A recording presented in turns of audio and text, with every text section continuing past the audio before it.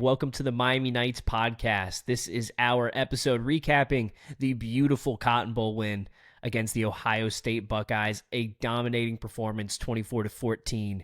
Your Miami Hurricanes are moving on to the semifinals against the Ole Miss Rebels. We preview that game in this show. We give out our awards this week, our Hurricane of the Week, our Tropical Storm of the Week, and look forward ahead. Who's going to be the X factor in this Ole Miss game and how we feel about this coming up. Man, we are excited over here at the Miami Knights podcast. Canes fans, we've said this a few weeks in a row, but you guys deserve this. Let's keep enjoying this. Let's be thankful for this incredible playoff run by your Miami Hurricanes, and let's get into it. I'm hurt, dog. Don't ask me if I'm all right. Hell no. Joaquin said dominate, and we not doing it. Stiff from the three. Streaks across the 40. He might be gone. It's up. Desmond to the right. Oh, They got blockers. They got blockers. They've got a lane. into the end zone. Touchdown, Miami. Darrell Langham with the grab. Starks intercepted. Oh, look out. Trajan Bandy, the true freshman. We got the truth again. Because when the U is on and the U brings it, there's nothing like it. We got to get this. And it's going to take everybody. Today is Monday, January 5th. It is 2026. Happy New Year. Would you believe it? Your Miami Hurricanes are still playing football in the program's biggest game in 23 years, with the eyes of the country on us, playing the defending national champions, the Ohio State Buckeyes. The Miami Hurricanes dominate, never trailing in a 24-14 victory that had everyone finally pronouncing the U is back. Come on. Joe, Jimmy, Hey, are we still just happy to be here? we Yes. are. Come on. Happy New Year, guys. Huh? Sipping on a little Hey, celebration cheers. IPA. Happy New Year 2026. And I'm happy to be here. Dude, all this transfer portal talk this week, I don't care. We can roll out Emory Williams next season for all I care. We just beat Ohio State in the Cotton Bowl. Come Not on. talk crazy here. No, I'm just kidding. Apparently, Emory Williams has agree some with that. support Did in you the see building. that? But I mean, wow. Like when I've been starting to have conversations with Mackenzie around like the national championship and stuff. Just Making plans? just It's to talk improved about my it. marriage. Come on. to put it out there, but before when I would even think about, it, I'm like, don't get your head of yourself, Jimmy. Like, there's a lot of football to be played, gentlemen. We are one game away from playing the national championship. Yeah, it's there's going to be not a a lot of difficult football game, left. right? We're going to talk about it. Ole Miss is a fantastic team, a different team than we've faced, like a very different team than any team we faced this year. They're going to be a challenge in of themselves. They feel like a team of destiny, kind of like the Miami Hurricanes do. So it's going to be a tough battle. But I mean, to even you could pinch me, like, and it feels crazy to talk about, but we're here. Like, it almost yeah. It's just I'm speechless that we are here, even though we said all season that this felt like a team that could win it all, and that's why we were so disappointed and sad that there was a chance we wouldn't make it in. And our feelings were correct because we are in the Final Four, boys, the semifinals.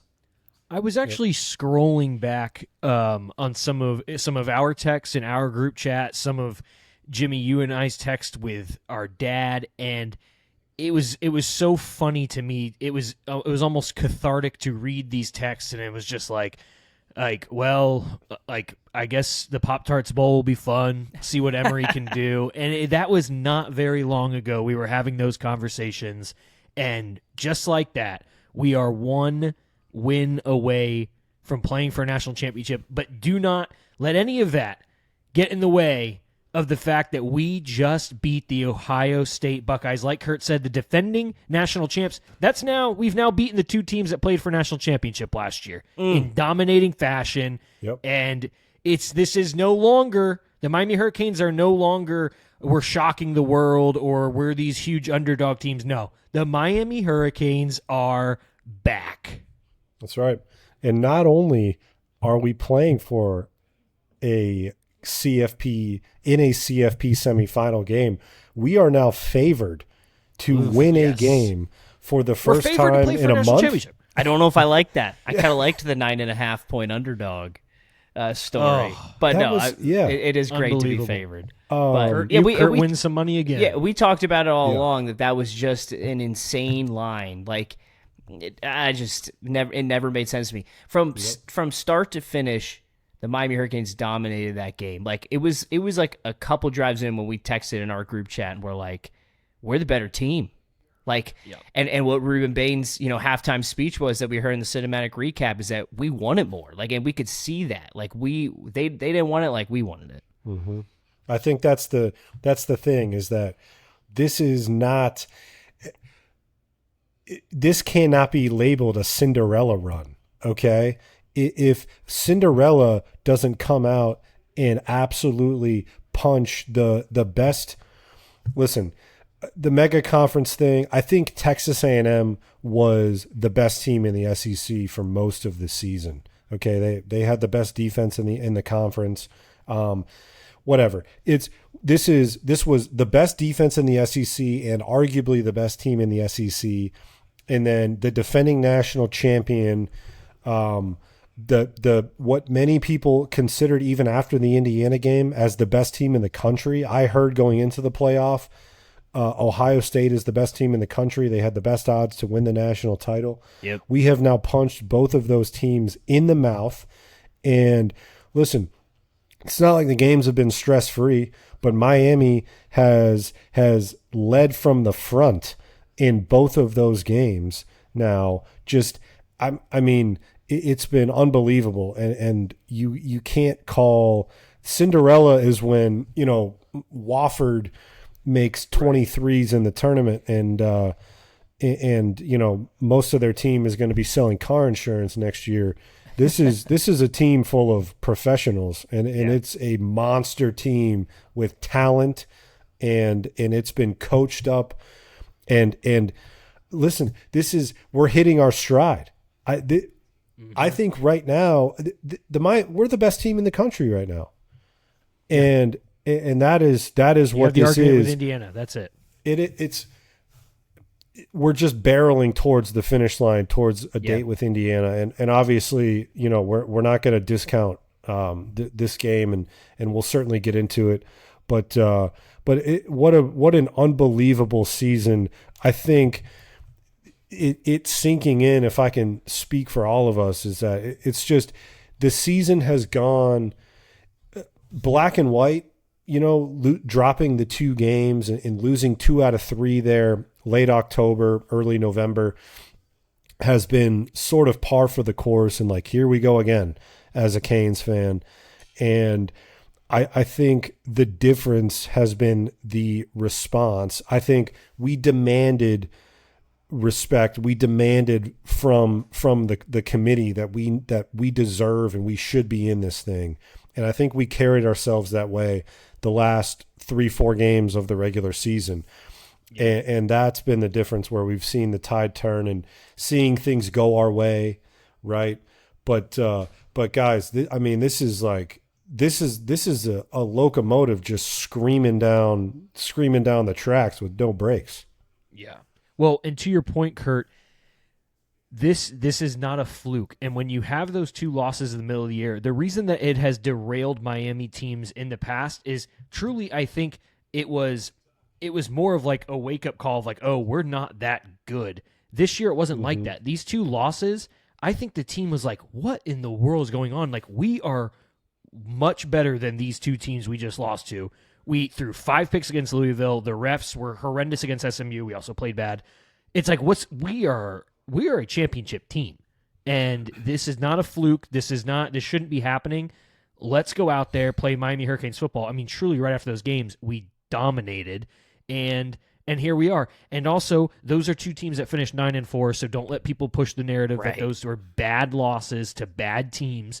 Those were competitive games to the final whistle, 1 game on the road to 2 teams that finished 9-4, which it's time to start putting a little respect on the ACC, and it's time to stop with the SEC propaganda, because we are now seeing in the postseason that they are just not who they once were. No, I'm glad you bring that up, Joe, 'cause that's part of the reason I'm wearing this hat today. Thanks, Jimmy. Yeah. But I'm wearing this black Miami hat today because it's a funeral for a few things, and one of those things is that the ACC is some inferior conference and the SEC is this superior conference. I hope we can finally bury that and put that away. The SEC regular season winner just got curb stomped by Indiana, and they never truly belonged in this playoff to begin with. The only reason they made it to the second round is because they played another SEC team.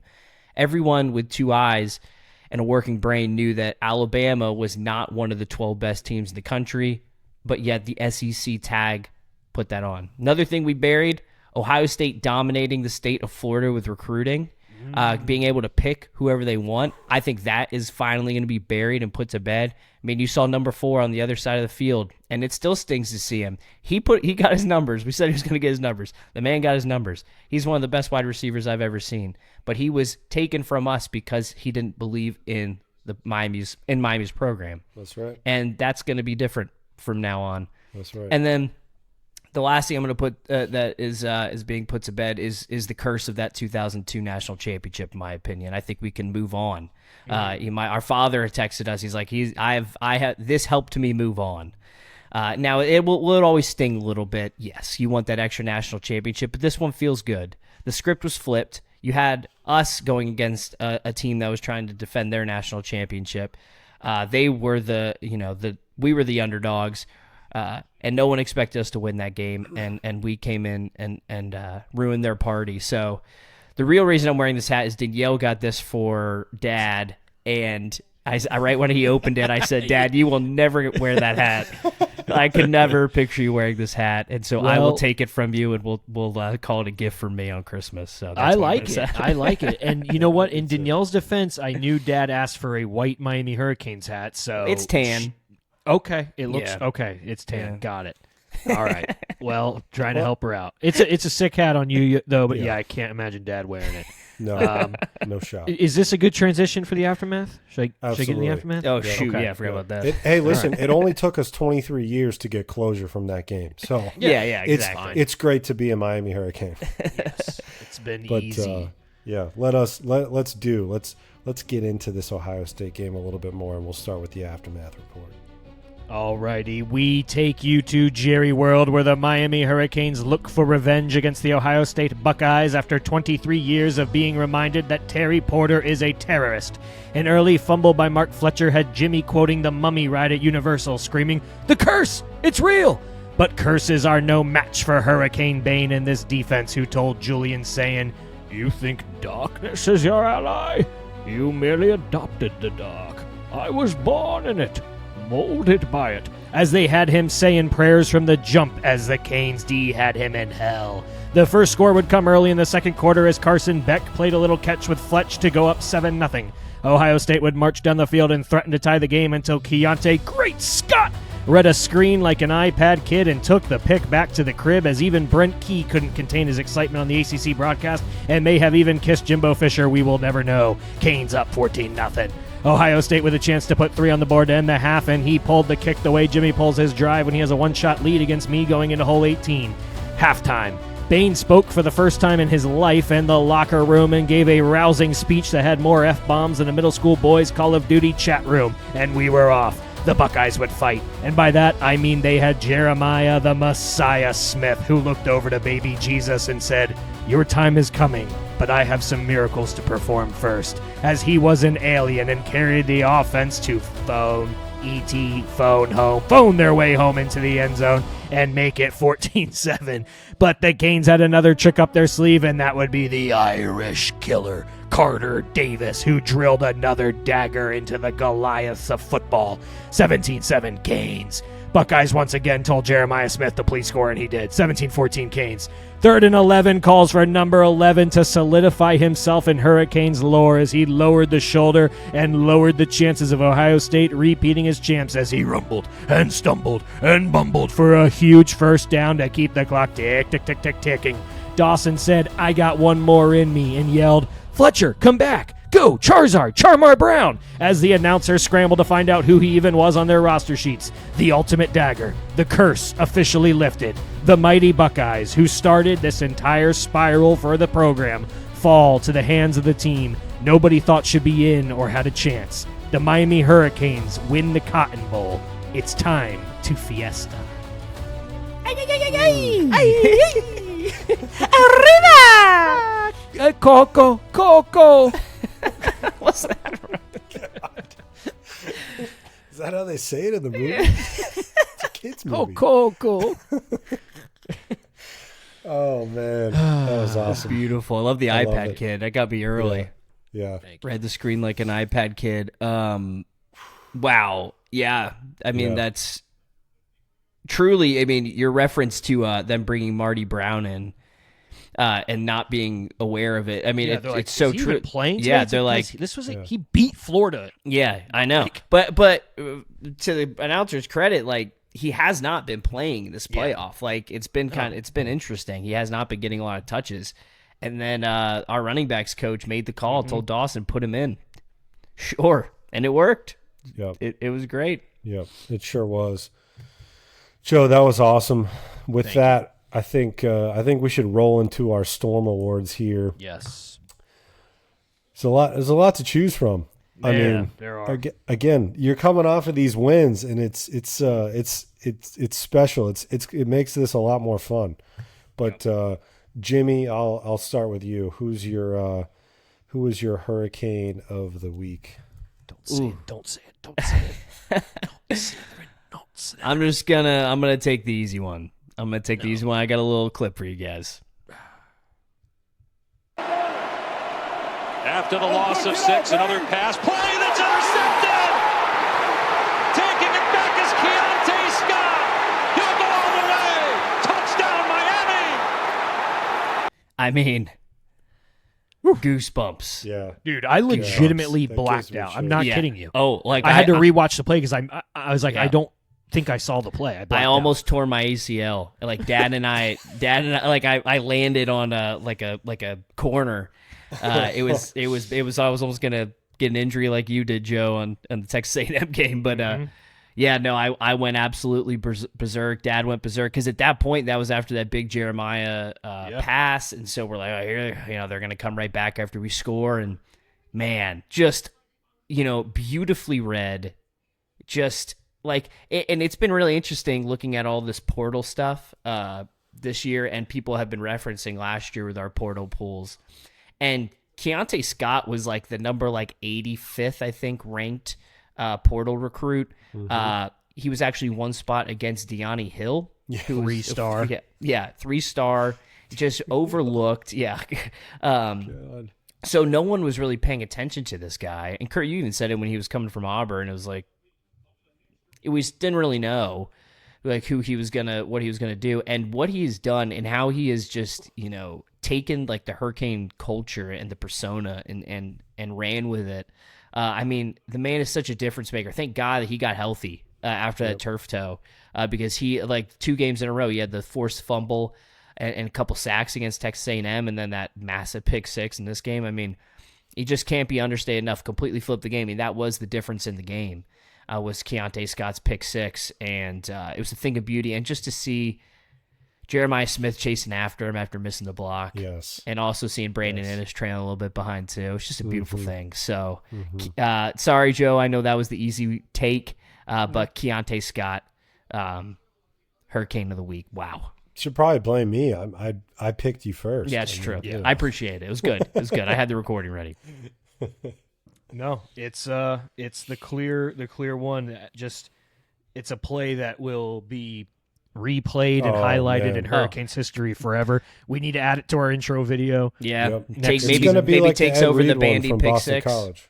Yeah, Yeah, because Trajan Bandies. Yeah. this one, I mean, even though that was a big game, this one, just the meaning behind it was so massive. Like what that pick 6 meant, and the And it's stare like- down of the Ohio State side. Yeah. Golly, And it's just not a play that happens. Like you don't.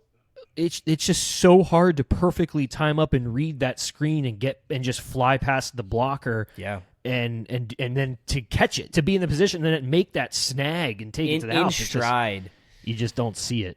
And Bain jumped that play pretty well, too. He did. That's what I wanted to point out. Yeah. Ruben, I was yelling in my living room.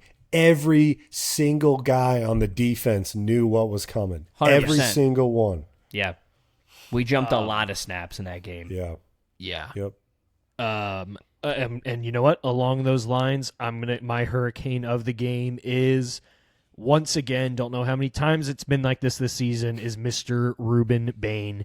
The guy has just hit another gear in this playoffs. He is playing as angry as ever, and the guy, he's simply terrifying. You do not want to make him angry, yet teams continue to do so. They continue to disrespect him. Ole Miss is finally learning, and Ole Miss is playing it as well as you can play it on the media side, and they are not saying anything bad about Miami. But Ruben Bain was just all over the field. He let's see, 3 tackles, 1.5 tackles for loss, a sack, 6 quarterback pressures, graded super high. It's actually pretty funny here on the PFF grade at the end of it. Like they give a little snippet of everyone's stats. They usually don't do this. They usually don't add their own opinions at the end. But on Ruben Bain's, it just says Bain was a menace. And yeah, I guess that's also a stat that PFF can give. He's an absolute terror. And then the halftime speech. I mean, for a guy that is very quiet, reserved, he plays angry, but just his personality, he's just not the most outgoing guy. To give that speech at halftime, and to just kind of give them that extra gear going, it's just like he's everything you could possibly want a Miami Hurricane to be, and he's playing his best football on the biggest stage at the biggest time. And I just couldn't be happier. I'm gonna get his jersey, by the way. Yeah. Okay. Yeah. We'll see. Oh man, he's coming alive in the back half of the Legend. season. He's finally getting home on these sacks, and God, so good, so. I mean, the play that he set the edge. I mean, that play was insane. The run play. His run defense. defense, has been unbelievable. I think that knocked him up a couple spots in the draft. 100%. That's he's been doing this against, as the competition has gotten better, he has also gotten better. Yeah. And yeah, absolutely. I think he and the guy, we've mentioned it before, but you know, the Wesley Bissainthe and the Inez Coopers and the CeCe Maui Noahs and the Ruben Bains, those guys are responsible for the feel of this team. And I know you guys know what I'm talking about. It's the talk of Miami's had to hit the portal, and we've had to address needs, and you know, all of the talk about bankrolls and mercenaries, and you know, it's like when a team is good, I just think the perception surrounding Miami is always going to be one that's like, you know, that connotation sort of comes in. And I think we talked about it, you guys have brought it up for a couple weeks now, is the amount of guys that have made themselves Hurricanes, that have bought in, that everyone throws up the U. I should mention Mark Fletcher as well, another guy who I think those guys are responsible for the culture that has been started and set, along with Mario Cristobal and this coaching staff, to where guys like Keontae Scott transfer in, and he's a Hurricane. I will never you can tell in his eyes, he's going to be a Hurricane. He's going to label himself as a Hurricane for the rest of his life. Carson Beck. I mean, it's unbelievable. Yep. The way that those guys acted at the podium after the game, and just amazing. But I think that to me adds to the lore of a Ruben Bain. So love it. Absolutely unbelievable. Maybe this will surprise you guys. My Hurricane of the game is, I'm going with Marquise Lightfoot. Yeah. I thought he was outstanding. Dude, they got him playing like corner out there. What an incredible athlete. Yeah.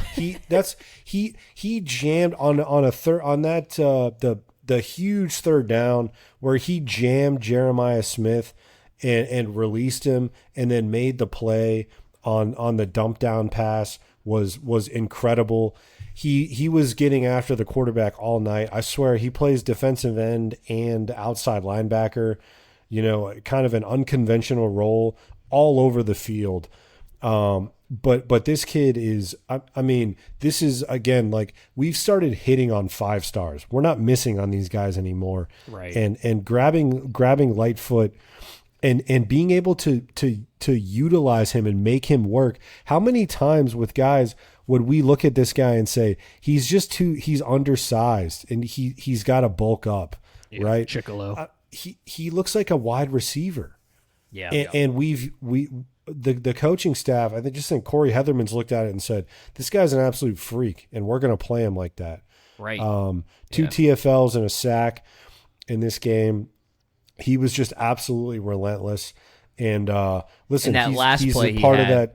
He's a part of that Chicago interception group that we nabbed from Notre Dame and Ohio State. They were thought to be the favorite for Marquise Lightfoot. So what a performance.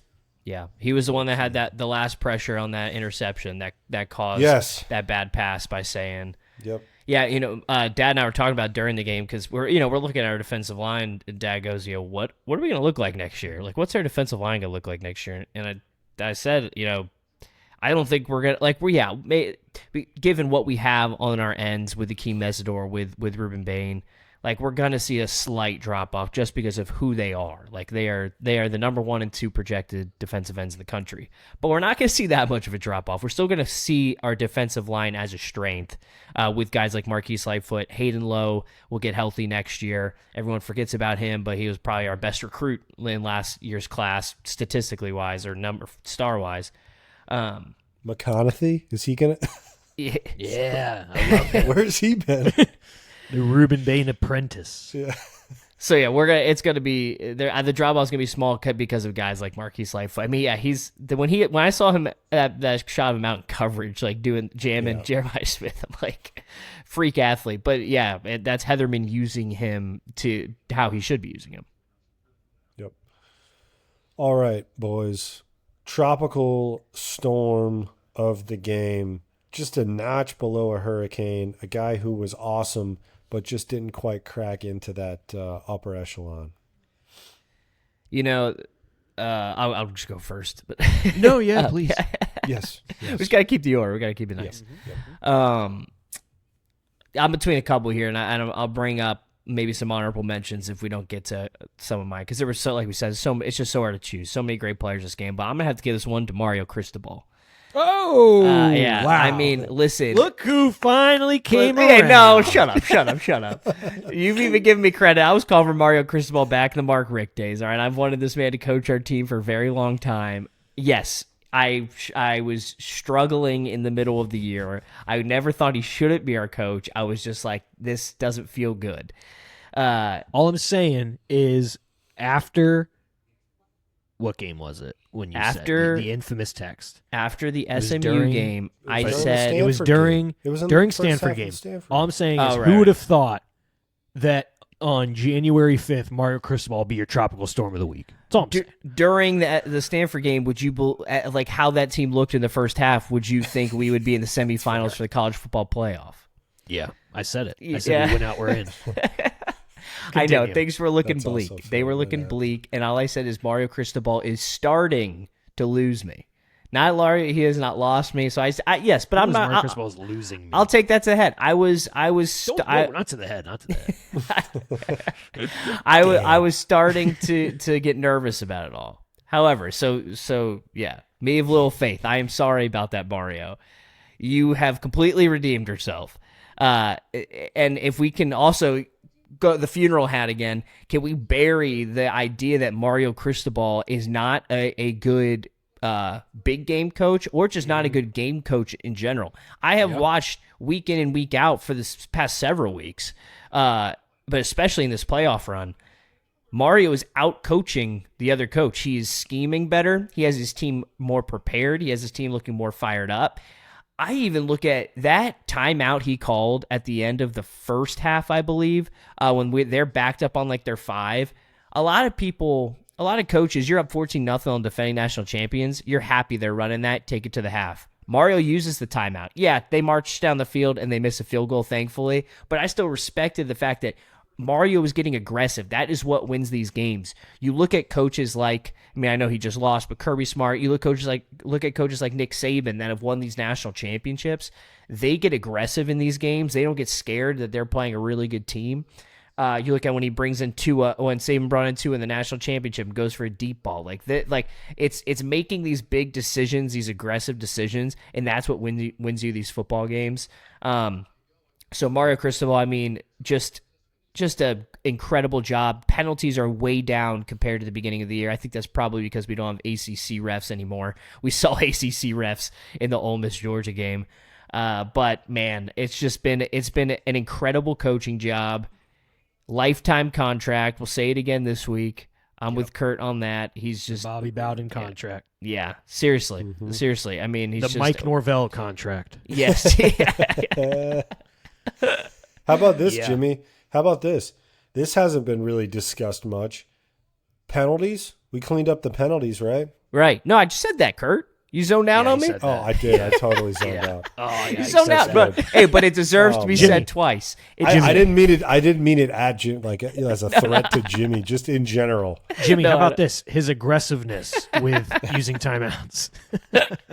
But it's a good point, Kurt. It's a good because it's true. This I team, mean, I is- can't this team believe just that. looks clean, Yeah. and Dude. even the punt that we had where he pinned them, like we haven't done that all year. We've had some like big mess ups on our inner punt game, so everything has Yeah, just nice been cleaned game, up. Dylan Joyce. Like we are, yeah, great game. We're just coming together at the very last moment, and the most beautiful moment that I saw in this game, it brought tears to my eyes, boys, is Mario getting interviewed, and Jimmy Johnson is yelling to Mario, and Mario looks at him, and I forget exactly what he said, but basically they're just cheering about what just happened, and you see Jimmy Johnson tearing up because he sees that this program that he poured so much into, that there's another man at the helm that is actually doing it again, and that there is a plan for this program and a bright future for this program. And man, it's just a beautiful thing. He probably deserved my Hurricane of the Week with that whole speech, but hey, didn't have pick six, so. Regarding the oh gosh, what was I just about to say? Sorry, Everyone's zoning out, guys. Oh boy. Regarding the penalties, dude, after SMU, Mario Cristobal said it's going to get cleaned up. He said we are going to drill it this week. I promise you it will get fixed. And sure enough, he did it. I don't know what kind of hell he put Brockermeyer through that week. Yeah, but Brockermeyer's played good since then. he's played so much better. Yeah. He's been better. Yeah. And Mario Cristobal has admitted to changing. He's admitted to evolving, and he is not that stubborn. He's very stubborn. All coaches are, but he's not the stubborn that gets a program killed that we see across football. And then the last thing I'll say is he has a very keen eye, the entire staff actually does, of understanding who has the hot hand, even guys that aren't touching the football, who's playing well that day, and how can we get them as involved as possible. They have a extremely unique ability to dissect that early and make sure that those guys are involved right away. So it's even like in our running backs, like putting Charmar Brown in that situation, it was the perfect move at the perfect time. And it's like, it's stuff Right. like that you just see like, oh, wow, these guys, they're coaching on a whole nother level right now. Right. No, it's on the same level of like the bringing the Tua in the national championship. Like you're like, wait, what is he? Why are they doing that? But there's a plan behind it because you bring Charmar Brown in, and people probably aren't expecting him to get the ball. This guy's cold, has not been in the game at all, hasn't gotten a rep yet, and immediately gets the ball. Immediately gets a big third down catch with a dart from Carson Beck. So yeah. Mario Cristobal has the staff, just the whole program. Like that's why even with this portal stuff, and maybe we'll talk about it a little bit later, I'm just not worried about it. Number one, because we're making a playoff run right now. But two, you're telling me one thing with Mario Cristobal at the helm, you never have to be worried about your roster, structuring who's going to be in the roster. Mario's going to get his guys. Yep. Okay. I'm going to go my tropical storm of the week. So I looked at the unit, the offensive line.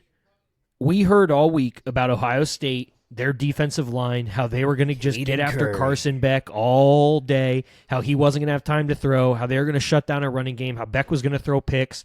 None of that happened. And our offensive line played so well. I think the guy, I looked up the different stats, the guy that played the best game of his career, maybe, Mr. Samson Okunlola. Yeah.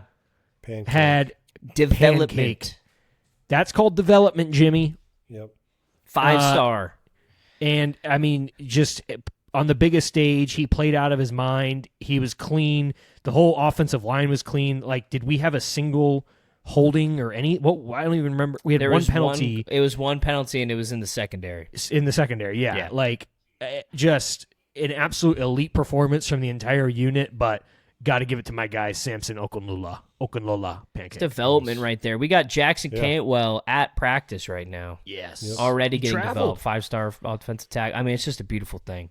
He's a 5-star guy that came in that actually needed some time. He needed some development. He was sort of like a project, but he was just he's so massive and athletic, that you could see that it was there.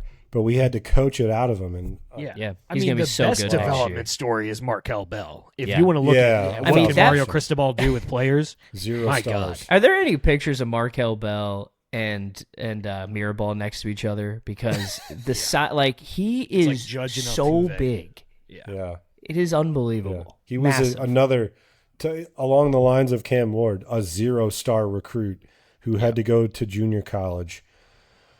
Wow. Outstanding. That's, I mean, we finished the Storm Awards here, but like the eye for talent and these guys, this staff, but ultimately Mario Cristobal has earned my trust that when they see guys that they want, I am now at the place where it's like Luke Nickel, and Coleman. Emery Williams. Darion Coleman. No, not Emery Williams. Them Coleman. Still figuring it out. Okay, those two guys, but Mario has been on them for years. Both of them are going to be they're going to be quarterbacks on our roster, young guys who had been committed to Miami for multiple years. Yeah. And stuck with it. So that's Okunlola, man. It was you going into the season, you were starting to think like, is he going to be a portal guy or like, right? What's we whiffed on this guy? Wait, I got a real quick quip from Mario talking about our offensive line. Team, you guys dominated the line of scrimmage on both sides of the ball. You built the program that way. How important is that in terms of you guys continuing to make a run?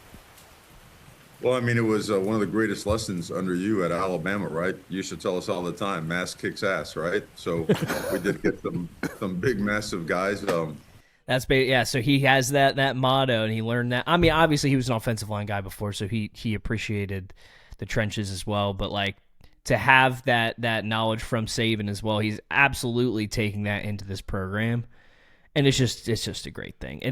The Saban tree is a real thing. It is a real thing. I think 3 of the 4 coaches in the semifinals are Saban disciples.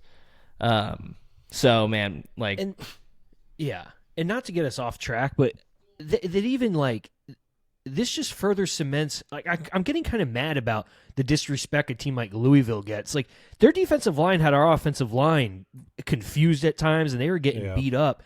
We just went up there and absolutely bullied Ohio State. So it's just like I'm tired of the narrative. People that these will teams call are that on a different... fluke rather than maybe we were too hard on the ACC all year. Yeah, and maybe Louisville is well coached and they had a good game against us and they have good players. And it's just I don't know. Yeah, that's just a fleeting thought I had. Kurt, your tropical storm of the game. My tropical. Well, you know what? I assumed that he was going to be taken. So I was gonna roll with Marty Brown, but I'm gonna go with Carson Beck here. I have to. Yes, he deserves it. I mean, this kid, this man has been absolutely awesome. He's been everything that we asked for as he's settled down in the postseason. He's been that incredibly efficient leader that we have needed. And he completed 14 straight passes, a Cotton Bowl record at one point in the meat of this game. Just, I mean, the run play, that's going to be another play that Miami fan you might not see it, replayed on the Jumbotron at Hard Rock Stadium, down the line. But Miami fans will not soon forget that play from Carson Beck. And whenever he comes back to the University of Miami, maybe it's to be honored as an anniversary national champion. Who knows? But he's been outstanding, and he's been worth the price tag. This is easily. It's funny to say now, but this is what we paid for. $50 million. It keeps going up. Yeah. Yeah. It's so awesome. The $4 million, like maybe we paid him $4 million, but that number, we're a private institution that we don't leak that stuff. So I think it was made up by one person. How much we pay Mario Cristobal? Yeah, you think we're going to know how much we pay Carson Beck? It was made up out of speculation, and people ran with it, and you can't trace it back to who was the first source that even said this to begin with. So even if it was, like you said, Kurt, worth every penny. We've made our beautiful deal with the ACC. We have now made. Thank you, right. FSU, for crying on the rest of the team's behalf. We didn't have to pay any legal fees for it, but we get to keep $14 million right now, all to ourselves. If we win another game, I think it's another 6. So beautiful, beautiful thing. Absolutely worth every penny. And like you said, Kurt, he's done his job. Just like that third down play is how I will remember Carson Beck. Like, I don't care about the Louisville game. I don't care about any of that. What about his girlfriends? Yeah, his girlfriend, the stolen Lamborghini, like all of this stupid stuff that was hanging. The fact that he was burglarized, right? That's like I've never understood that. They're like off the field issues, the stolen car. I'm like, his car that got stolen, like that's his off the field issues. No, but I mean that third down run lowers the shoulder. You see him grit his face right before, ready to go into that guy. It's him. It's you or me type situation. And he runs him over, gets the first down, just played a phenomenal game, made some awesome throws. That throw to Marty Brown was a tight window, got that in. A few of his throws to CJ Daniels were just great throws. He knows he doesn't have to do too much. And frankly, not to talk about the portal again, but that's what doesn't make me too nervous about this. Like we had Cam Ward last year, and we thought we needed that because we had no defense. And we're like, man, we need some superstar back there. And we don't. Yeah, we did that year. Yeah. But we don't this year. We just need a guy to go in there and, have a decent completion rate, know when to check down the ball, and maybe run a couple times. That's who we need back at the helm, and Carson Beck has figured out that role as he's went, because I feel like his time at Georgia, maybe he felt like he had to do some more. He does not need to do that here. We're winning ball games, him doing his role, and absolute gamer. I couldn't be more happy for him.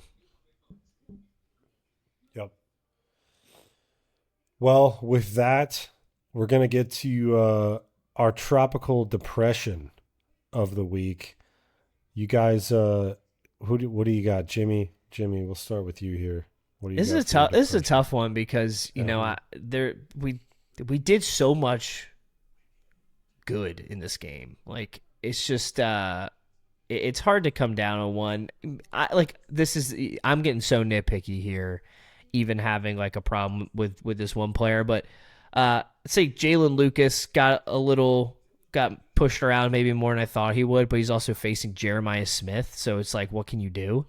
I don't know. That's all I got. The one clip in my head of him, that deep post before the Keontae Scott pick 6.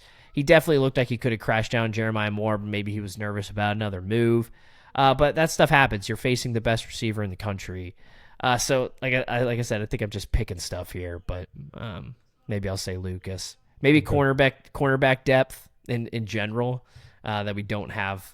It seems like we're starting to get healthy again, but yes, OJ Frederick and Damari Brown were spotted at practice. Yeah. I was very happy. I thought Frederick might have torn Achilles or something. Yeah, it was a weird injury because it was like it almost seemed no contact. There was also pass interference on that play on Smith, but it's fine. Yes. They let a physical game go. I'm going to go, and this is tough because this guy also made some really good plays, and he's the reason that we're where we're at today is Mr. Malachi Toney. He had some unbelievable blocking. He's one of if not the best blocking receivers in football. And at his size, it's unbelievable how he can do it. But the fumble coming off of a bad fumble against Texas A&M, it has me worried. Just him being a freshman, he's so young, I don't want this to get in his head. First off, I don't want to get in his head that he has a fumbling problem. But second off, he has a fumbling problem right now, and he's got to fix something. So it's like... I mean, they were some big hits, but yeah. Yeah. Oh, dude, those Ohio State, they're... What's the one guy's name? The Downs. Sonny Styles and Sonny Styles Josh and, Downs, and Josh Downs. Caleb They are Downs. everything... Josh Downs' his brother. I'm sorry. Caleb Okay. Downs. Caleb Downs. All right. Glad I asked. Yeah. Downs and Styles. Downs and Styles are as advertised. They are unbelievable. Their ability to just deliver giant hits. I mean, helmet on the football, fist on the football. They are hitting hard, but there's certain spots you can't. He's just getting a little careless with the football. How he then picked it up with just his left hand That was unbelievable. I was like, wait, is your right shoulder just not? Can you not even use it? Is that what? Like, that was crazy how smooth it was. Yeah, but we definitely got the bounces in that game. But we can't have Malachi Toney fumbling the football. He's too important. We're going to need him. So yeah, I got to give it to him just because it's twice now, and it's like I just don't want it to. I don't want it to become a thing. I don't think it will, but yeah, Malachi Toney. he kind of like on the sideline. He was talking about it. Yeah, and he was doing the thing like elbow needs to be this, like he knew what he did wrong, which was good to see. Yeah. You just can't get against these good teams. You can get away with that kind of stuff against some of the lesser opponents, but against a defense like Ohio State, where they have NFL talent everywhere, you can't get away with being careless with the ball. They will. Well, and that point in time too was when Ohio State was starting to enter back into the fight and take some momentum. And if we lose that fumble there, I think we're all thinking the same thing. Yeah. Well, there it goes. Yeah. The curse, it's real. Yeah. My tropical depression was an easy one, and I was pretty fired up about it all night. I thought the announcers, but in particular Quint Kesnick on the sideline, was I almost want to say out of bounds.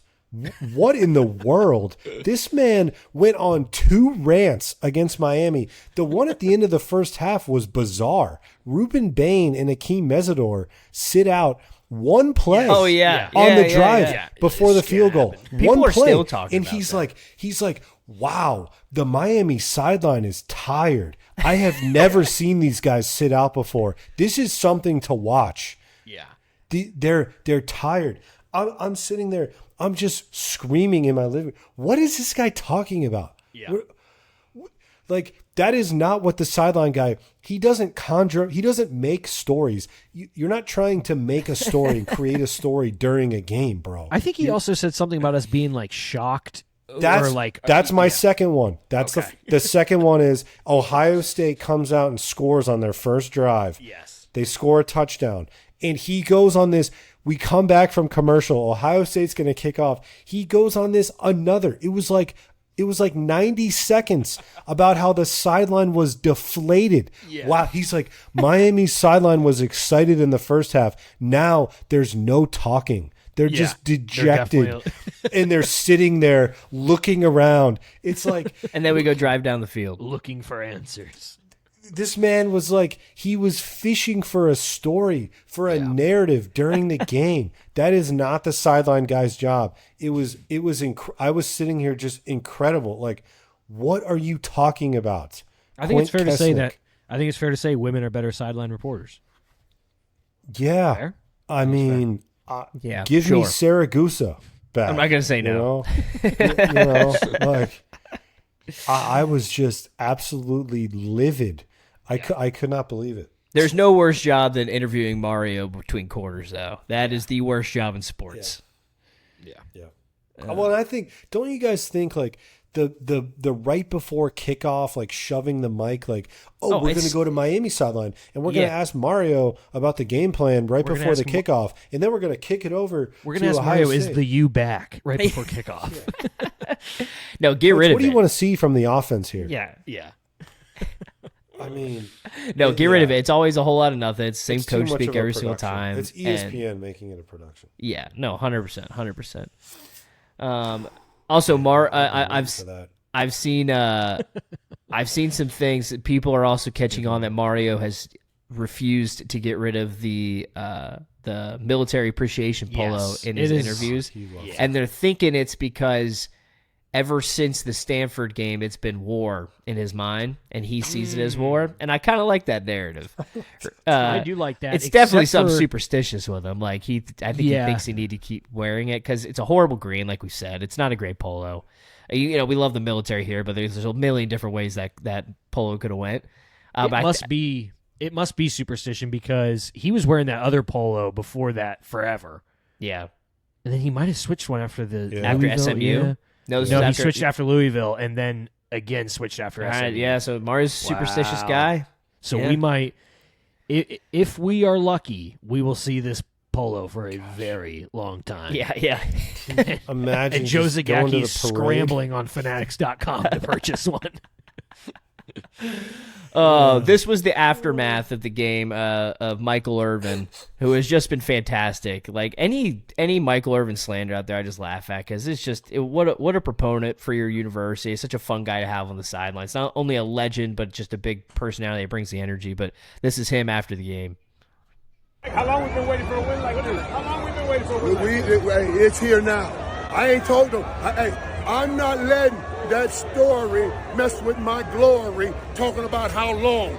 Damn it, how long. History is gone. We are right here, right now. And every team they thought was going to beat us is taking their ass home. How long? Amazing. Guy's like, okay. You know what? Man. You know what the difference is too is that we have seen the other side of him. I mean, how many times did he come back? And it's like this guy is just dragging himself in front of a roster that is just absolutely pathetic. That has let the university down, and he's had to give that speech about not letting the previous generation down. He's had to give that to the most garbage teams. Oh yeah, for years. Like the 2012 teams were getting that. Yeah, like yeah. No, it's a very good point. He's finally like seeing him and Ray Lewis on the side. There's that one shot, the star power of them, of Michael Irvin with his hands in the air and Ray Lewis jumping up and down, and those guys they're hugging. Like this means so much to them because they poured so much into this program. Now they get to see finally. Like it's the relief that we've all felt. Mm-hmm. I'm waiting to see Jonathan Vilma back on the side, like Shockey. I know that all of those guys. It's the unanimous excitement. But like Jonathan Vilma has given a lot of money to the university. He funded a lot of the meeting rooms, and he's got something named after him there now. But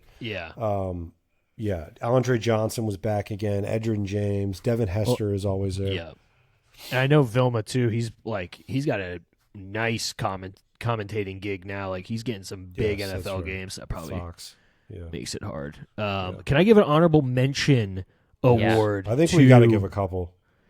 I'm going to give mine to Nick Saban because if you now look at the semifinals, you've got Dan Lanning, Mario Cristobal, Kurt Signetti, and Pete Golding, all Nick Saban alum. Wait, I was just talking about this coaching tree. Were you? Oh, God, did I black out again?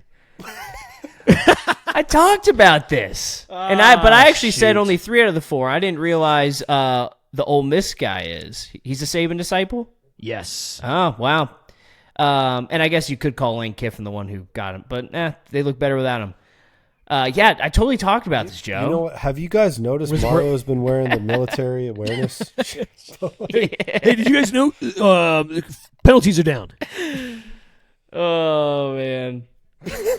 No, but you can keep going, Joe, because I'm sure there's more to it, right? Or is that it?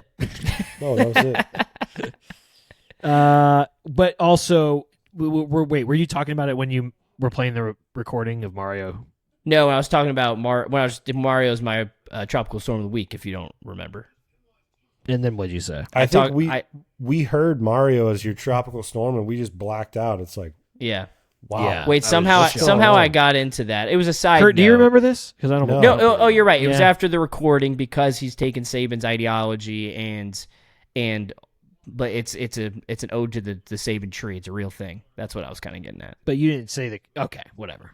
Well, no, I said I said the 3 out of the 4 coaches are Saban disciples. Yeah, it's all right. That's my honorable mention. My tropical depression of the week is our Nick attention Saban. span on this podcast. I'm a big Nick Saban guy now. He's good on I used TV. to hate him. Yeah, he is good. I know. I think he's great. I'm gonna go. I think there's got to be a couple, right? But I think it's worth. Shannon Dawson has been awesome. He was awesome. I think the way that he called this game, the way that he settled down, and I don't. This just was. I think that he's really started to pinpoint what we need to do and what's working in these games pretty quickly, and what personnel we're trying to get the ball to. And I think it's Shannon Dawson was awesome. I was happy with. I think that was it's been a concern, right? We were concerned about the flow and the way that it just the game plan it didn't seem to flow very well in the A&M game, and we're going to need to be better in the red zone. I think we're going to need to take advantage better. But listen, on a positive note, I think what else I'll say about Shannon Dawson here is that these are A&M and Ohio State, 2 of the best defenses in the country. Ohio State actually this 2025 version of the Ohio State defense was statistically the best defense in college in the last 23 years. Since 2001 Miami, the only one in the same ballpark as this Ohio State defense was 2011 Alabama, I believe. So really awesome job by Shannon Dawson. This 8 points per game. I know we talked about the Ohio State schedule, but we came out and dropped 24 points on these guys, and we had a fumble in the red zone, and certainly could have been more. So, yes, sir. Jimmy? Sorry, I was just finding this tweet because this is going to be my best of X, but there's so many. But just not going back to Michael Irvin real quick. But it was from Mike Ryan. We already talked about that. No, but it was from Mike Ryan. He goes, Clemson running down the hill, Iowa players and fans waving at a children's hospital, jump around at Camp Randall. Michael Irvin simulating child abuse by taking off his belt and beating the ever-loving out of a Gatorade cooler. Just talking about college football traditions. I'll just give Michael Irvin my honorable mention by saying that. Well, I want to shout out Carter Davis too, because yes, Irish killer. I think just outstanding to be able to. We talked like as a fan base, we weren't concerned about it, but you don't know how the kicker's psyche is going to be affected coming off of that win game against A&M and going 1 for 4. And they actually told a story. I can't remember if it was in the pregame or maybe Quint Kesnick actually did say this during the game, when he pulled his head out of his rear end. But, that Carter Davis went into Mario's office this week and was like, I'm good. And Mario was like, oh, did he really? I missed I this. know. Yeah. I know. That's Mario talked for Mario. Mario talked about this in his press conference after the game. That's what it was. But about Carter Davis came in, approached him and was like, listen, all good. And he was automatic. I mean, that kick from 50 yards was absolutely cash money. Could have been good from 60. So Bert Auburn was there to celebrate on the sidelines with him. It's a beautiful thing. Yeah, he's along for the ride. Oh, Bert's just having a good time. Sure is. All right, boys. Man. With that, we have taken care of the Ohio State Buckeyes in dominating fashion. We said it. They were favored by 9.5 points.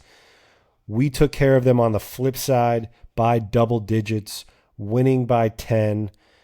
New Year's night, sure you guys catch this game? You watch this game? The first two games stunk, but this one had me up until after midnight. It was unbelievable. Ole Miss versus Georgia.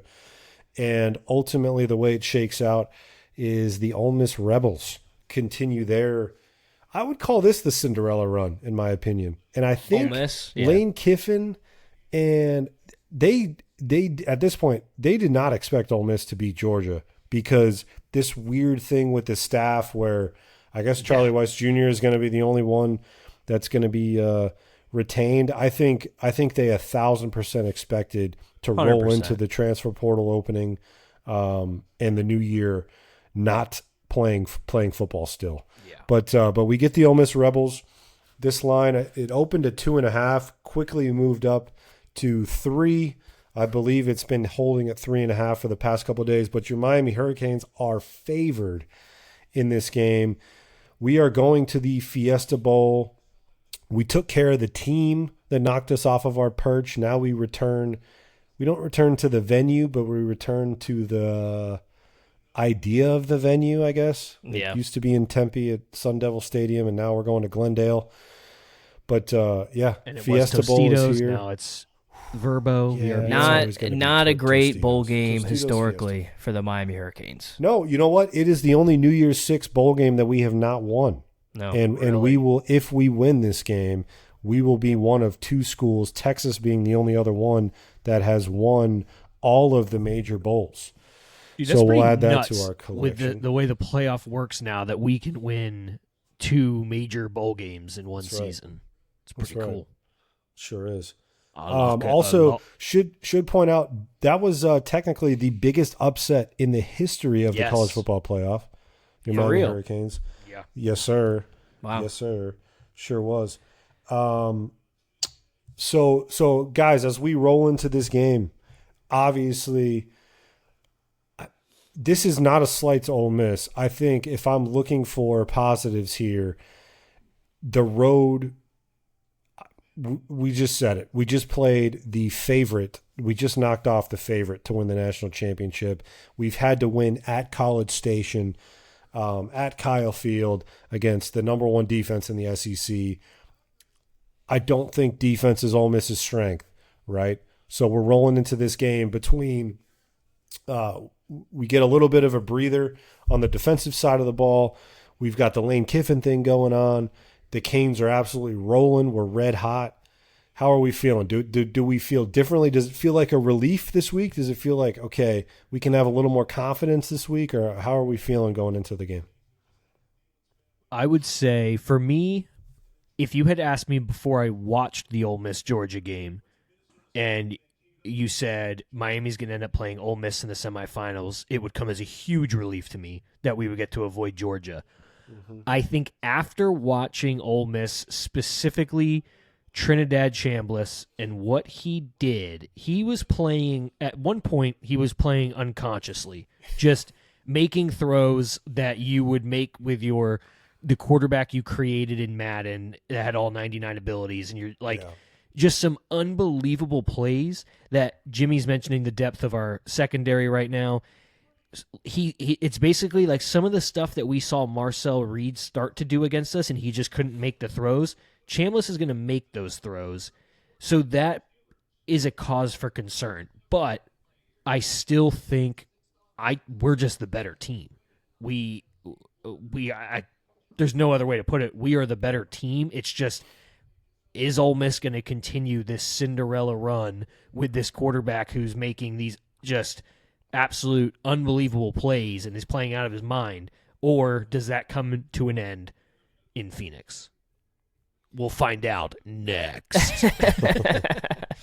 No, I mean, I agree, Joe. I was like, yeah, if you in week 1 or in the first week of the college football playoff, you're like, hey, they're going to be able to play Ole Miss instead of Georgia, be like, oh, thank God. But you know, the fact of the matter is, any team that gets to this point is hot. Like teams rarely stumble their way into the college football semifinals. So we're going to be playing a team that's hot. You know, physically, we are the more physical team. We are the stronger team. But frankly, that makes me a little nervous when I think about maybe how the ACC fared with us a couple times this year. Teams found ways to scheme around us. They knew they couldn't bully us around, so they found ways to poke and pry into our team. I like to think maybe we've figured that out, and when teams are going to try and do that, we can stop it. But they're also a team that I've struggled to really get a good grasp on of like how truly good this team is, because their schedule this year was, for lack of a better term, a joke. On paper, it's an SEC schedule, but as we've seen this season roll out, their hardest team, the best team they played in the regular season was Georgia, and they lost. It was a high scoring matchup. They couldn't stop anything that game. I remember it was like literally any time a team got the ball, you're like, all right, they're going to score. It's whoever had the ball last. They Georgia played Oklahoma. Never punted. Yeah, they never punted. And so, and you also see these teams, like you look at Alabama, Oklahoma, when you play the same game twice, a lot of it's some crazy record. I think it's 17-7 that the first team that lost, if they meet again at some point, like in the postseason, they win. So it's this weird advantage, I think, because, these teams are probably close in town anyway. So it's just hard to judge off of any of that. And then, the first week they have Tulane. We knew how that was going to go. And then this Georgia game last week. So they're obviously a great team. It's going to be a different type of challenge than Ohio State. And it's like Joe said, it's going to come down to Chambliss. Like, what is he going to play just out of his mind again? He's going to get his numbers. He's been getting his numbers all year. Lacey's a great back too. I don't know if he's completely healthy, but just incredibly high-powered offense, and they get a lot of plays in. I saw some ridiculous stat. I think that they got in 6 plays under a minute in their last game. So yeah, get different type of challenge, but man, I like bully ball this time of year. So how about this? I'm going to point this out. Ole Miss, they look hot. Sure. Okay. Unexpected with the whole Lane Kiffin with the whole Lane Kiffin deal. You're thinking, what is this going to look like? Okay. But Tulane and Georgia, they played both of those teams already. That was the second meeting. They played both those teams. They haven't. Yeah. Pete Golding hasn't had to game plan for a team that he's never seen. That is a tremendous advantage. That is time and energy and familiarity, comfortability of the team. The players know what to expect. Even if you've lost to Georgia, there's still that familiarity with them. I'm just looking at this. I'm sorry. I don't mean it disrespectfully, and I'm not going to say Miami's going to win by 30, but I just think to some degree this has been a little bit of a fluke. Just again, I don't think you can discount that how beneficial, that's just monumental. How does that even happen? You get to play Tulane and Georgia all in your first 2 matchups. Right. Yeah. And they still gave up 34. They still gave up 34 in this game. They had a loss. Yeah. They should. Yeah. I don't know what Georgia was doing in the end. Kirby Smart. Yeah. I felt like Ole Miss deserved it after that just horrendously blatant face mask didn't get called. True, yeah. That was terrible, and I didn't want to see him get screwed. Yeah. But yeah, Trinidad Chambliss is this kid's incredible, and if Lane Kiffin was at the helm, if he was the head coach going into this game, I'd be extremely concerned because their offense would look like, to me, it would look like Louisville in the Incredible Hulk form, with you don't think Wise getting the ball out quickly. Sure, but he's not Lane Kiffin. Lane Kiffin is a very good coach, and that's, again, with all the talk of should LSU be concerned? Ole Miss looks like this after Lane's got. I just think all of this is they played Tulane and Georgia. They've seen Tulane and Georgia. Yeah. No, it's a great point. I think it's a huge factor, and so Charlie Weiss Jr. has to game plan for Miami by himself. No, it's a completely different feeling than if Lane Kiffin was the head coach. And I think this is the test. Ole Miss wants to see what they're getting out of Pete Golding next year, this is it, because the Hurricanes are coming, and we're going to hit them right in the face. Oh, yeah. Yeah. On the flip side, if they can figure out a way to beat Miami, you're like, Pete Golding, you are the guy. Yeah. LSU might hire him. They've got their Kirby Smart. Yeah, I mean, I saw one clip of basically Georgia's offensive line pushing back Ole Miss's defensive line like 3 or 4 yards off the snap, and it was like I think it was on a stretch run. Yeah, and I just picture Mark Fletcher behind that. I honestly, like, I don't know if you guys agree with this, but it feels like it should just be the Texas A&M game plan. Whatever we did defensively and offensively in that game, let's just do it again. Not offensively, but It's just so hard for me now to bet against Miami. It's just our defense. The defense is unbelievable. I mean, we are now, if I look at the stat, we are now giving up 13.8 points per game. That is number 4 in the country. I think back to, it's the crazy stat Dad and I were talking about the other day, that 2001 team. If the offense never scored a touchdown, that team goes 8-4. Like, there's just a difference in these teams, and obviously we're not that. But there's just a difference in teams that play as physical as Miami does, but play the defense. Like, I would much rather have a team that I know the defense is going to shine night in, night out. We don't know what the offense is going to do than the other way around. We had that last year when the offense shined every single game, and we never knew what we were going to get with the defense. I just don't see, even with a team like Ole Miss, a quarterback like Trinidad Chambliss that can do amazing things, our defense is just playing at too high of a level right now for that to be too much of a concern for me. Yeah. I'd be interested, fingers crossed. I think we all saw the video of Ahmad Moten and Mario Cristobal on the field after the game. Yeah. But it looked like a high ankle sprain to me, right when it happened. Yeah. And we talked about him last week. I think another true game. He is, and he's been an absolute monster. He was great against Ohio State for most of that game leading up to the injury. But that's it, right? And so with that, I think I'll segue into we'll get into our eye of the hurricane here for Ole Miss. Have you guys landed on any one or anything specific here? Joe, I'll start with you. Who you got? What's your eye of the hurricane for Ole Miss?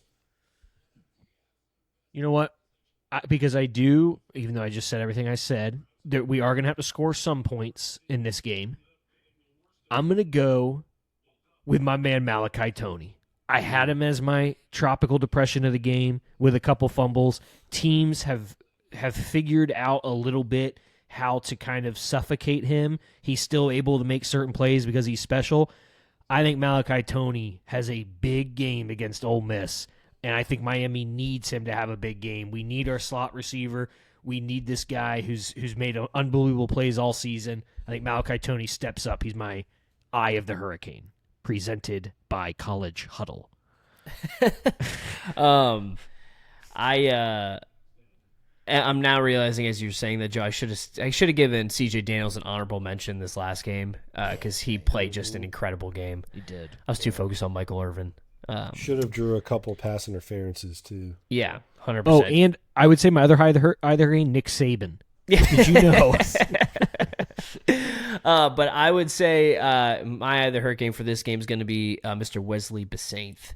Gonna need to spy Chambliss. He can run it. Yep. And that was where the only time Texas A&M was able to move the ball against us was when Reed was running free a little bit. So Besainth's coming off a great game, had a huge sack at the end there, blew up. Is it Bo Jackson? Is that the running back's name? Yeah. Keeps freaking me out. Sure is. Blew up Bo Jackson into saying like just a incredible play and actually stopped that huge drive. That was kind of their drive to maybe go and tie the game up. Yep. If he can just have a big game, lock him down, make him have to throw the ball, and not have that extra dimension to his game, I like our chances. Wesley Besainth. Wow. Believe it or not, that's where I was leaning for my eye of the hurricane as well. Ooh, I think the linebacking core against a dynamic quarterback like this is the key. But Yeah, I'll stick with the running back room, and I think, we're riding the hot hand, and so Mark Fletcher is the bell cow, but Pringle got some run, and I thought he still looked good and looked fresh. He had a couple pass pros where one of them he got demolished. Yeah, but one got blew up pretty bad. That do not take for granted. That still is a win because a lot of times the linebackers, your momentum is going through someone, so you're stumbling. Just getting in someone's way is a big win, and for him to do that as a true freshman at his size is. But I think at some point we're gonna. I mean, Mark Fletcher's had a lot of run here, but listen, whoever the guy is, keeping the ball away from Ole Miss is going to be important, and picking up first downs is going to be massive. We've been great on third down as well, but I think first and second down, I still think we need to be a little bit better, and I think that the running back room is going to be the key to playing keep away from the Ole Miss offense and ultimately getting us more efficient on our as we move the ball down the field as well. No, that's such a good point. This offense thrives on like 3rd and 3 and 3rd and 4. Like we saw even that first drive, or the drive that Mark Fletcher fumbled it and stuff. We're still moving the ball a lot, and it's because we were getting those short third downs. That's where Shannon Dawson thrives, because you're not expecting either a pass or a run. So yeah. I agree with that. Well, Thursday, huh? I mean, it's you know what? Quick. The wait between leading up to A&M was brutal, but then you had 10 days in between Ohio State. Yeah. Now we've only got 7. Yeah. And it's like boom. It's like Monday. I'm really looking forward to it. Ole Miss only has 6. They get a day less. That's right. Yeah, unbelievable, guys. Where are you going to be watching from? Are we're going to be at our own homes this time across the board? I'm going to be actually with the Orange County, California Canes at a watch party at some restaurant. Yeah, where Mackenzie has and they don't listen to this podcast. She has a proposal she's shooting, and we will be out there. Wow. And and so I was like, I can't watch this from my hotel room. Like, I can't just be alone for this. I don't like a watch party, but I think it'll be nice to be with some other Canes. I don't know how many are actually going to be here, but hey, if you're Orange County, California, awesome. That's gonna be awesome. I'm saying, yeah, okay, 4:30 kick from where we're at. So yeah, because right now the plan is I'm just hunkering down watching it at my apartment, but New York does have at Clinton Hall, they have a huge Hurricanes watch party. Jimmy, I think there's going to be a lot of people there. At least at this one, New York, every single Saturday, they get tons of people. Really? But I don't know. It might stress me out more. I'll probably just watch from my apartment. I don't think there's In the any dark. watch parties in my area, unfortunately. Really? No, just kidding. Yeah, I was like, wait, what? It's like, yeah. I was actually shocked. You go on like the Hurricanes website, and there's watch parties all over the country, like so many different alumni associations. Hawaii. Yeah, we still the U still carries a lot of weight. Yeah. I mean, listen, it's just the CFP semifinal is it's here. One away. Are we gonna are you guys thinking about it? Are you thinking about making plans to come down here in a couple of weeks? No. Not yet? For me, it would be honestly. It would honestly be a financial thing, just like how crazy these ticket prices are. Could I make it happen? Yes. Okay. Yeah. I actually don't have class on Monday. I thought I did, so I could get down, and my first class is on Tuesday, so I could leave at like 5 a.m. and make it in time for class. I'd do that in a heartbeat. Your dad's probably going to kill me for bringing this up. Yeah, well, we talked. So we were talking about it extensively after the Ohio State game. We talked about it a little bit before, but then we're like, we can't jinx ourselves. Yeah. So we talked about it because it's a tough conversation, because it's just like, it's the price, like the college football playoff in general is so expensive, but these national championships have just gotten so expensive. Like he was even saying, he's like, back in the day, you could go to one of these things with like 4 tickets for like $400 total. Yeah. I feel like if you wait day of though, and then they just start dropping, and then you just scoop one out. Yeah, and I could make that happen. We'll still. I mean, we'll get priority access. We'll save a little bit. I have a baby due February 1st, so the January 19th date. Since it's a flight, it's cutting it close. It would be I would be in a tough spot if that baby came while I was at the college football playoff. Yeah, especially if obviously Mendoza goes deep on you and you get the text. It's like, it's just I'm walking out in the pouring down rain. Just missed the birth of my child. Yeah, obviously I was not at the Florida game. Yeah. Her due date was a few weeks before that game as well, so I obviously understand. But listen, it's fun to Sounds be like you're going to be there though, Kurt. Maybe. I think. Yeah. If that's the way it goes down, then yeah. 'Cause obviously, I don't have to worry about hotel accommodations and all that. It's just the tickets. So. I'll make it happen. Go so bad, but you know what, Jimmy? It's weird. You just saying the Mendoza thing. It clicked in my head. We've had all this. We've been caught up in the Oregon story and the Mario redemption, but like the Mendoza story of him coming home. Yeah, and dude, they looked playing good. the Canes they looked really amazing. solid. But they did. All right, that's. Yeah, enough. I'm getting uncomfortable now. It's enough talk about Mario Cristobal would kill us right now if he heard this. He'd be sick about it. Yeah. But disrespectful guys, football. We're excited. Obviously, are we gonna try to get a show in on Wednesday? Try to do. I think I might try to get a little deeper dive in Ole Miss on Wednesday if we can. All right, we'll see. But obviously, listen, it's been a heck of a ride. What an incredible season! I think any way this shakes out, this is a tremendous success to sit here and look at what Mario has built. We've shared a bunch of videos with each other this week, and still talking about Joey Galloway and that poor guy. Oh my goodness. We'll do shambles this week. We'll do some best of X here to wrap it up, but just as we look back on this season, I'm sure some of the best of X's are going to touch on this, but it's just been incredible. This has been incredible, and it's been a heck of a ride. But we got some best of X. Yeah, I can start us off. I got one serious one, then one funny one, but I'll start with the serious. But I didn't get to tweet this in the screenshot, but over 4,500 players are in the portal. That's 31.5% of college football. Portal's been open for 2 days. That's a problem. Yeah. Yeah.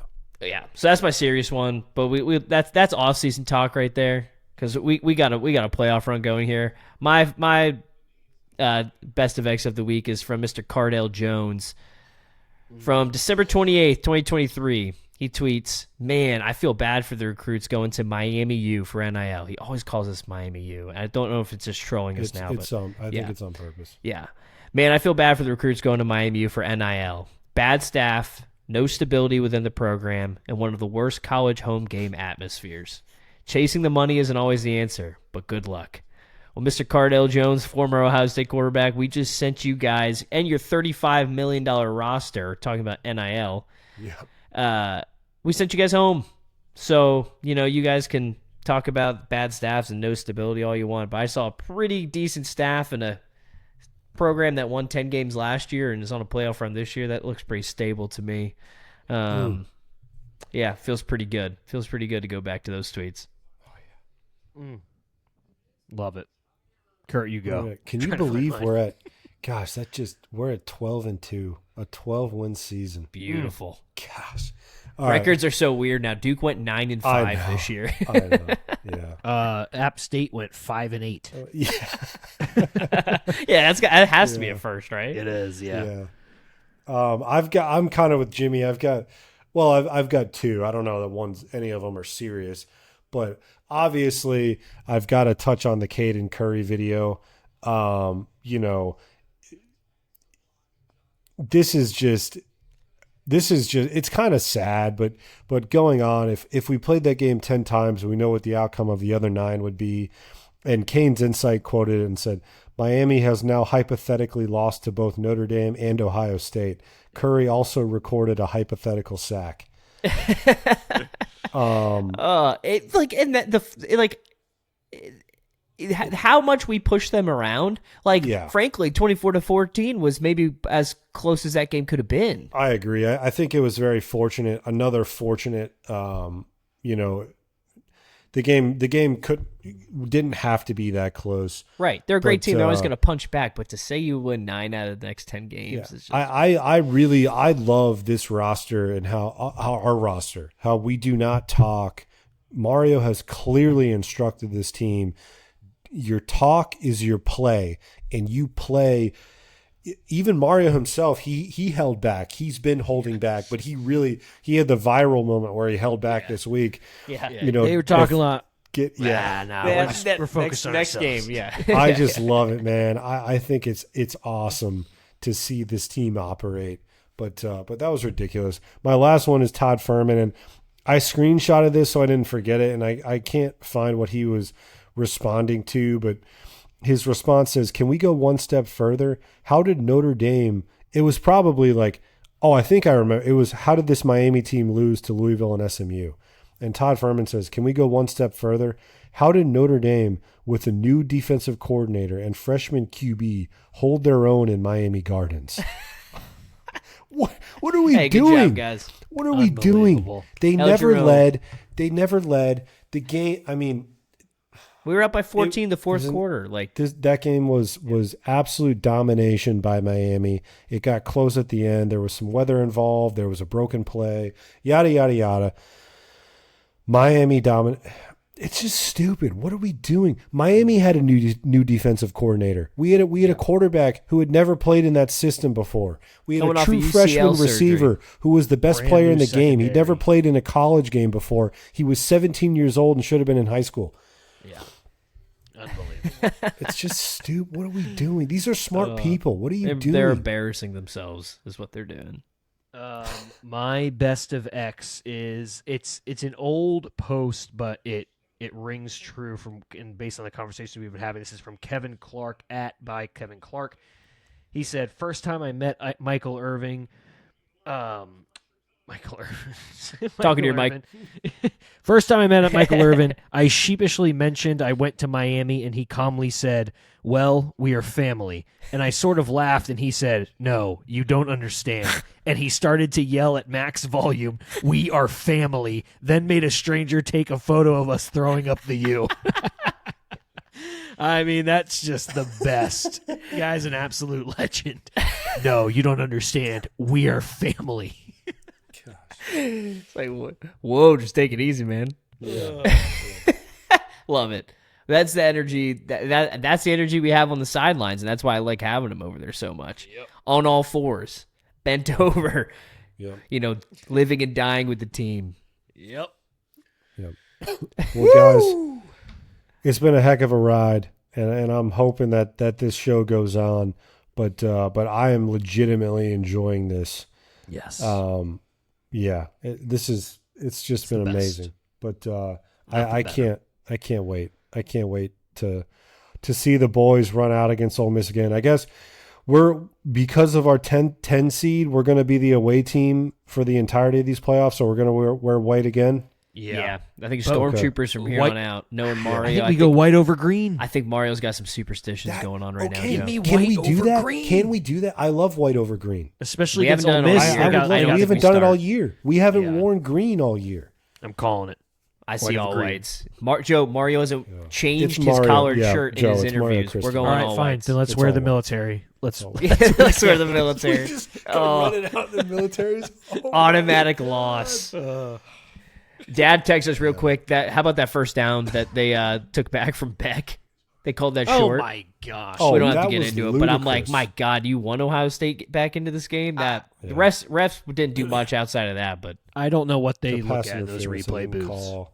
The guy was bear hugging C.J. Daniels. Yeah, on that deep ball, and that was a big one. That would have been a big penalty. But yeah, whatever.